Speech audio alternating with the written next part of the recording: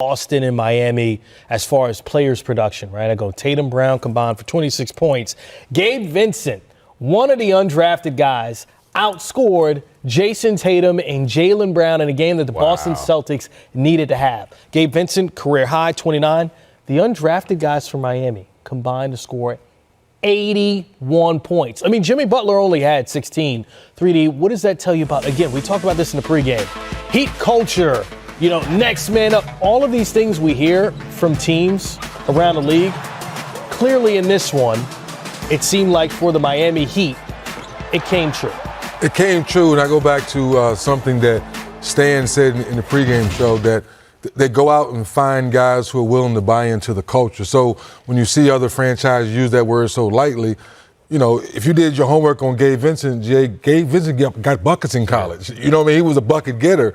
So his opportunity to show that he could play defense, play in a system, and then when his opportunity comes to score tonight, Jimmy Butler goes, "Go score, man. I'm trying to win a championship. I'm not worried about who the leading scorer is." So I think Jimmy's leadership, along with all the guys you're talking about, Chris, that's why the Miami Heat culture can show up in a game like tonight and say, "You know what, Boston? I know your back's up against the wall, but we're still going to play. We've been playing all season long." And then also keep in mind, you talked about Butler. Bam Adebayo only took 5 shots. He only scored 13 points. So for them to be able to not just win a game, but to completely dominate a game when their two best players were just okay, right? I mean, Bam 4 or 5 from the field. He only had 3 rebounds. Boston out-rebounded Miami by 22 tonight. So it just tells you the fact that they took 17 more shots in this game than did Miami. So they got shots.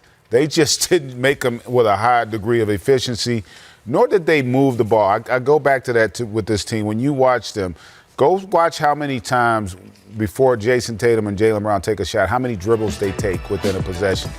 There'll be 5, 6 dribbles oftentimes, and that's not a good shot. That's a bad shot. Even if you make it. But look at how the defense, they're loaded to the ball. They don't have to move. They're not in rotation. That's not a horrible shot, but when you're not shooting well, those are hard shots to make. And again, ball movement, ball never breaks the free throw line, never gets into the paint. And DZ, you know this. Basketball is most effectively played offensively when that ball touches the paint. And you force teams to then have to rotate out. That ball just was swimming around the perimeter. That's an embarrassing performance of Boston Celtics. That's a proud franchise with championship aspirations in a must-win situation, and to come out and put forth that kind of performance, that's got to be humbling.